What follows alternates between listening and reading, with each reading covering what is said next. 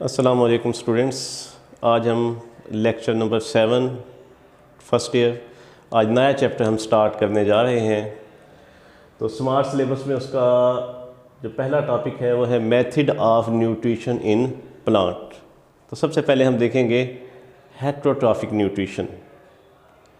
अच्छा बेटा, जो हेट्रोट्रॉफिक न्यूट्रिशन है वैसे तो प्लांट तमाम के तमाम फोटोसिंथेटिक हैं, मुकम्मल तौर पे वो हेट्रोट्रॉफिक न्यूट्रिशन के ऊपर डिपेंडेंट नहीं होते। यहाँ पे जो एग्जांपल दी गई हैं वो ओल्ड क्लासिफिकेशन के तहत है, जब 2 किंगडम सिस्टम था, प्लांट और एनिमल, यानी कि फंजाई या इस किस्म के दूसरे जानदार भी थे, वो भी प्लांट के अंदर शामिल किए जाते थे। तो हम देखते हैं 3 तरह की न्यूट्रिशन है हेट्रोट्रॉफिक। पहली है सेप्रोफिटिक न्यूट्रिशन इन प्लांट। अच्छा बेटा, सेप्रोफिटिक न्यूट्रिशन क्या होती है?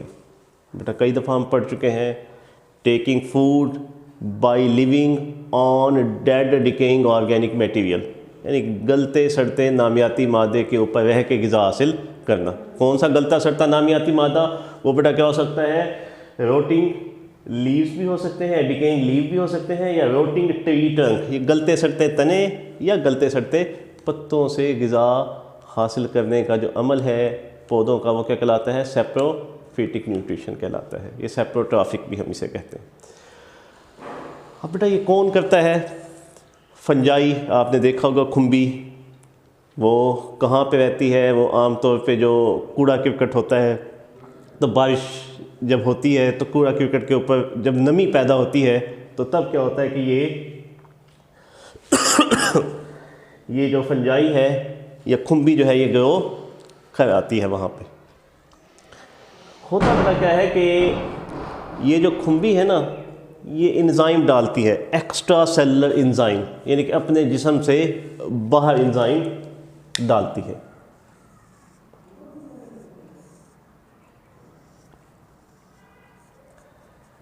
तो ये बेटा क्या है कि एक्स्ट्रा सेलुलर एंजाइम डालेगी किस चीज़ के ऊपर? ऑर्गेनिक मैटर के ऊपर। और वो क्या हो जाएगा? डाइजेस्ट हो जाएगा ऑर्गेनिक मैटर। जब वो डाइजेस्ट होगा तो उसके बाद इसे अब्जॉर्ब बैक कर लिया जाएगा। तो ये फंजाई, ठीक है, मतलब क्या है, खुम्बी ऐसा करती है। अगरचे आजकल प्लांट की डेफिनेशन में नहीं है, लेकिन यही इसकी एग्जांपल है। उसके बाद बेटा क्या है कि कुछ बैक्टीरिया भी ऐसा करते हैं। बैक्टीरिया बेटा क्या करते हैं कि वो ऑर्गेनिक मैटर को ब्रेक करते हैं, और जब वो सादा अज्जा में, वो अपनी ग़िज़ा के लिए मतलब ऐसा करते हैं, ऑर्गेनिक मैटर को ब्रेक करते रहते हैं, वो सादा अज्जा में तब्दील हो जाता है, उसमें से फिर कुछ न्यूट्रिएंट्स क्या करते हैं? पौधे इस्तेमाल कर लेते हैं। और इस तरह नाइट्रोजन साइकिल भी चलता रहता है, यानी कि नाइट्रोजन कैद नहीं हो जाती, वो साइकिल में चलती रहती है। यानी कि हम जो तमाम जो चीज़ें हासिल करते हैं उनमें से मोस्टली चीज़ें हम रिसाइकलिंग के बाद ही हासिल कर रहे होते हैं। तो ये बेटा क्या है कि सेप्रोफिटिक या सेप्रोट्रॉफिक न्यूट्रिशन है। अच्छा, उसके बाद बेटा क्या है? Parasitic nutrition. तो बेटा क्या है कि taking food by living in और ऑन अदर ऑर्गेनिज्म, दूसरे जानदार के ऊपर या अंदर रह के ग़िज़ा हासिल करने का जो अमल है उसे बेटा हम क्या कहते हैं? पैरासिटिक न्यूट्रिशन कहते हैं। अब बेटा क्या है कि पैरासिटिक न्यूट्रिशन की भी कुछ एग्जांपल हैं। कस्क्योटा, जिसे हम डोडर भी कहते हैं, आकाश बेल या अमर बेल। ये बेटा आपने बाज़ का देखा होगा, बेरी या कुछ दूसरे दरख्तों के ऊपर एक पीली पीली सी बेल चढ़ी हुई होती है। अब वो बेटा जो बेल होती है वो बेटा क्या है कि कस्क्योटा कहलाती है। तो वो हाउस्टोरिया की मदद से ग़िज़ा जज़ब करती रहती है। तो ये हाउस्टोरिया हमने बनाए हैं, तो ये उसके तने के अंदर इंसर्ट कर देती है और ग़िज़ा हासिल करती रहती है। तो कस्क्योटा, ठीक है, डोडर या जिसे हम आकाश बेल या अमर बेल कहते हैं, वो भी मतलब क्या है कि एक ट्विनिंग पैरासाइट है, लिपटने वाला। आपने देखा होगा पूरी बेरी के ऊपर लिपटा हुआ होता है। पुक्सिनिया, तो ये भी बेटा क्या है? रस्ट है, आपको पता है। ये भी मतलब क्या है कि गंदम के ऊपर, मतलब कि गंदम, मकाई या दूसरे पौधों को नुकसान पहुंचाती है। अगरचे ये फंगस है, लेकिन पुरानी क्लासिफिकेशन में हम बेटा क्या है कि इसे भी प्लांट के अंदर ही शामिल करते थे। तो ये 2 एग्जांपल हैं किसकी? पैरासिटिक प्लांट की, पुक्सिनिया और कस्क्योटा।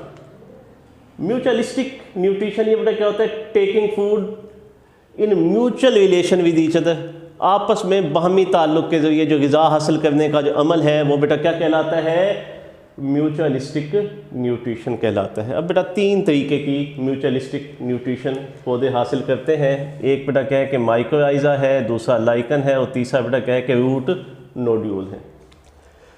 तो ये बेटा क्या है कि जो माइकोराइज़ा है ये बेटा क्या है कि रूट ऑफ हायर प्लांट और बेटा क्या है कि फंजाई के दरमियान मिलाप है, यानी कि जो हायर वास्कुलर प्लांट है उनकी जड़ों के साथ फंजाई चिपक जाती है, उनके जड़ों के अंदर घुस जाती है ताकि उन्हें ग़िज़ाई अज्जा ज़्यादा से ज़्यादा जज़ब करके दे सके। इस एसोसिएशन को बेटा हम क्या कहते हैं, माइकोराइज़ा। माइको का मतलब क्या है, फंजाई, राइज़ा का मतलब रूट, यानी कि ऐसी फंजाई जो कि रूट ऑफ हायर प्लांट के साथ जुड़ी हुई हो। एग्जैक्ट मैकेनिज़्म नहीं है नो, लेकिन ये पता है कि पौधे की ग्रोथ बढ़ जाती है, उन पौधों की ग्रोथ बढ़ जाती है जिनके अंदर माइकोराइज़ल एसोसिएशन हो। किन की निस्बत, उन पौधों की निस्बत जिनके अंदर माइकोराइज़ल एसोसिएशन मौजूद नहीं होती। अच्छा बेटा जो लाइकन है वो बेटा हम देखने लगे हैं। लाइकन बेटा क्या होते हैं, तो ये फंजाई और कुछ फोटो ऑटोट्रॉफ का बेटा क्या है कि जो फंजाई है उसके जिस्म के अंदर जो रेड रेड है ये बेटा क्या है कुछ फोटो ऑटोट्रॉफ्स हैं। फोटो ऑटोट्रॉफ बेटा कौन से होते हैं, फोटोसिंथेसिस करने वाले जानदार जैसे एलजी या साइनोबैक्टीरिया, ये इसके जिस्म के अंदर चले जाते हैं जिसकी वजह से दोनों मिलके रह सकते हैं। जो फंजाई है वो इन एलजी को बेटा क्या कहेगी, ग़िज़ा देगी, पानी देगी और प्रोटेक्शन देगी, जबकि जो ग़िज़ा बनाएगी एलजी फिर उसे दोनों इस्तेमाल कर लेंगे। रूट नोड्यूल्स बेटा क्या होता है, जो फलीदार पौधे होते हैं जैसे जंतर है, ठीक है, ये दूसरे फलीदार पौधे, उनके अंदर बेटा क्या होता है कि उनकी जड़ों के अंदर आपने कभी कभार देखा हो कि उनकी जड़ों के अंदर बेटा क्या होता है कुछ गिल्टियाँ पाई जाती हैं। ये बेटा जो गिल्टियाँ हैं ये क्या कहलाते हैं, रूट नोड्यूल्स। और इन बेटा रूट नोड्यूल के अंदर बेटा क्या चीज़ रहती है, नाइट्रोजन फिक्सिंग बैक्टीरिया रहते हैं, जो क्या करते हैं फ़ज़ाई नाइट्रोजन को नाइट्राइट या नाइट्रेट में चेंज करते हैं, जिसकी वजह से ठीक है उसे इस्तेमाल पौधे कर सकते हैं, क्योंकि फ़ज़ाई नाइट्रोजन को तो नहीं इस्तेमाल कर सकते। तो ये रूट नोड्यूल्स हैं। इसलिए आपने सुना भी होगा कि जहाँ पे जंतर ग्रो किया जाए वहाँ पे आमतौर पे यूरिया की ज़रूरत कम कम ज़रूरत पड़ती है। क्यों? क्योंकि वहाँ पे नाइट्रेट वो जो रूट नोड्यूल्स हैं उनकी वजह से काफ़ी ज़्यादा पैदा हो चुके होते हैं। अगला बेटा हमारा टॉपिक है डाइजेशन एंड अब्जॉर्प्शन। अच्छा बेटा, अब बेटा ये देखें कि हमारे यहाँ पे जितने भी जानवर रहते हैं उन्हें बेटा क्या मुख्तलिफ़ चीज़ों की ज़रूरत होती है। वो चीज़ें बेटा कौन सी हैं? ये क्या है बेटा, अमाइनो एसिड है, फैटी एसिड है, ग्लूकोज है, वाटर है, ऑक्सीजन है और मिनरल्स, इनकी ज़रूरत होती है। अब बेटा क्या है कि उनके अंदर ना सिवाय पानी और ऑक्सीजन के कोई भी चीज़ उन्हें इस हालत में नहीं मिलती। उन्हें फिर किस हालत में मिलती है? उन्हें बेटा क्या प्रोटीन की शक्ल में मिलती है, लिपिड की शक्ल में मिलती है, स्टार्च की शक्ल में मिलती है।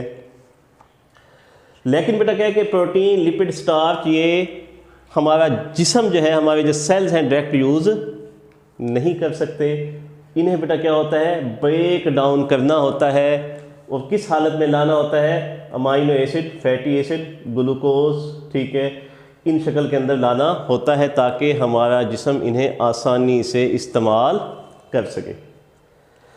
तो इस मकसद के लिए बेटा क्या है कि हमारे जिस्म में कुछ स्टेप्स होते हैं ताकि ये जो हम ग़िज़ा बेटा क्या है कि हासिल कर रहे हैं प्रोटीन, लिपिड या स्टार्च की शक्ल में, इन्हें तोड़ के सादा अज़ा में तब्दील किया जा सके। तो ये बेटा जो स्टेप्स हैं वो क्या कहलाते हैं? एनिमल लाइक न्यूट्रिशन, यानी कि हालोजोइक न्यूट्रिशन। ये बेटा क्या है कि 5 स्टेप हैं। सबसे पहला जो स्टेप है वो बेटा क्या है? इंजेक्शन। इंजेक्शन क्या है? इनटेक ऑफ फूड, खाना इंजेक्शन कहलाता है। उसके बाद क्या है बेटा? डाइजेशन, यानी कि break down of complex food substance into simple one by the action of enzyme, यानी कि मतलब एंजाइम की मदद से स्टार्च को आप तोड़ दें। किस चीज़ के अंदर, ग्लूकोज में तब्दील कर दें, ये क्या कहलाएगा, डाइजेशन कहलाएगा। अब डाइजेशन ना दो तरह की है, एक्स्ट्रा सेलुलर और इंट्रा सेलुलर। इंट्रा सेलुलर तो क्या है कि वो तमाम चीज़ें जो सेल के अंदर चली गई उन्हें वहाँ पे तोड़ा गया, यानी कि प्रोटीन की शक्ल में थी तो उसे अमाइनो एसिड में तब्दील किया गया सेल के अंदर, तो वो क्या कहलाएगी, इंट्रा सेलुलर। यानी कि ये देखिए सेल के अंदर चली गई है कोई चीज़, ठीक है, इसे तोड़ा गया तो ये क्या, इंट्रा सेलुलर। अच्छा बेटा, जो एक्स्ट्रा सेलुलर होती है वो आउटसाइड सेल होती है, जैसे हमारी डाइजेस्टिव कैविटी, आंतों के अंदर भी डाइजेशन होती है, अब सेल के अंदर तो नहीं हो रही, डाइजेस्टिव ट्यूब के अंदर हो रही है, तो वो क्या कहलाएगी, एक्स्ट्रा सेलुलर, यानी कि आउटसाइड दी सेल। यानी कि जैसे क्या है बेटा, डाइजेस्टिव कैविटी के अंदर, आपके मुंह के अंदर हुई, वो भी क्या है, एक्स्ट्रा सेलुलर डाइजेशन है। अब्जॉर्प्शन बेटा, अब अगला जो स्टेप है बेटा तीसरा, वो क्या है, अब्जॉर्प्शन है। इसे बेटा क्या है कि चीज़ों को, जो डाइजेस्टेड फूड मटेरियल है उसे अब्जॉर्ब किया जाता है अक्रॉस द मेम्ब्रेन, मेम्ब्रेन के आर पार, किसके अंदर, ब्लड के अंदर भी लेके जाया जा सकता है, सेल के अंदर भी लेके जाया, यानी कि जब डाइजेस्ट हो गया मटेरियल तो उसे अब्जॉर्ब किया जाएगा, किसके अंदर बेटा, मेम्ब्रेन के आर पार से अब्जॉर्ब किया जाएगा, सेल के अंदर भी डाला जा सकता है, ब्लड के अंदर भी उसे अब्जॉर्ब किया जा सकता है। एसिमिलेशन बेटा, ये क्या है, सेकंड लास्ट स्टेप है, यानी कि यूज़ ऑफ जो डाइजेस्टेड मटेरियल है। अब डाइजेस्टेड जो मटेरियल, डाइजेशन हमने कर ली है, उसका अब इस्तेमाल करना किस चीज़ के लिए, सेलुलर मटेरियल बनाने के लिए, अशिया बनाने के लिए, मतलब क्या है कि अपना जिस्म बढ़ाने के लिए या जिस्म के अंदर नई चीज़ें बनाने के लिए, तो वो बेटा क्या कहलाता है, एसिमिलेशन कहलाता है। उसके बाद बेटा क्या है, इजेक्शन, जो कि क्या है, इसका आखिरी स्टेप है। अब बेटा क्या है कि जो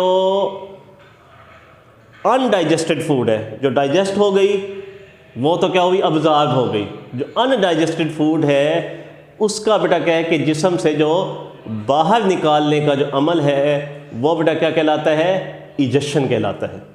तो ये बेटा क्या है, 5 स्टेप हैं किस चीज़ के, हालोजोइक न्यूट्रिशन के, ठीक है। कौन कौन सा बेटा हमने पढ़ा, इंजेक्शन, डाइजेशन, अब्जॉर्प्शन, एसिमिलेशन और एलिमिनेशन, ठीक है, ये इजेक्शन हमने कहा। तो ये बेटा क्या था, आज का हमारा टॉपिक था, ठीक है। तो कल फिर इंशाल्लाह हम इसके बाद नेक्स्ट टॉपिक पढ़ेंगे जी। अल्लाह हाफ़िज़।